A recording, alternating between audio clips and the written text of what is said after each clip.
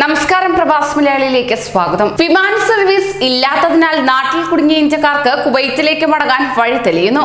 August 10 മുതൽ October 24 വരെ താൽക്കാലിക വിമാന സർവീസ് ആരംഭിക്കുന്നതിനായി കേന്ദ്ര വ്യോമയാന മന്ത്രാലയം മുന്നോട്ട് വച്ച നിർദ്ദേശങ്ങൾക്ക് കുവൈറ്റ് DGCA അംഗീകാരം നൽകി കഴിഞ്ഞു.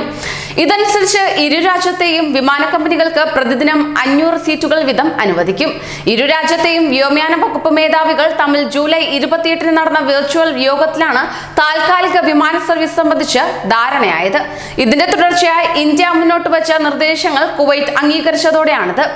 ഇന്ത്യയിലെ വിജയവാഡ, ഗയ, ന്യൂഡൽഹി, അമൃത്സർ, മുംബൈ, കൊച്ചി, കോഴിക്കോട്, കണ്ണൂർ, തിരുവനന്തപുരം, ചെന്നൈ, ബംഗളൂരു, ഹൈദരാബാദ്, അഹമ്മദാബാദ്, ജയ്പൂർ, മംഗളൂരു വിമാനത്താവളങ്ങളിലേക്കാണ് സർവീസ് ഉണ്ടാകുക. ഓരോ രാജ്യത്തിനും അനുവദിക്കപ്പെട്ട സീറ്റുകൾ അതത് രാജ്യത്തെ വ്യോമയാന വകുപ്പാണ് വിമാന കമ്പനികൾക്ക് വീതിച്ചു നൽകുക.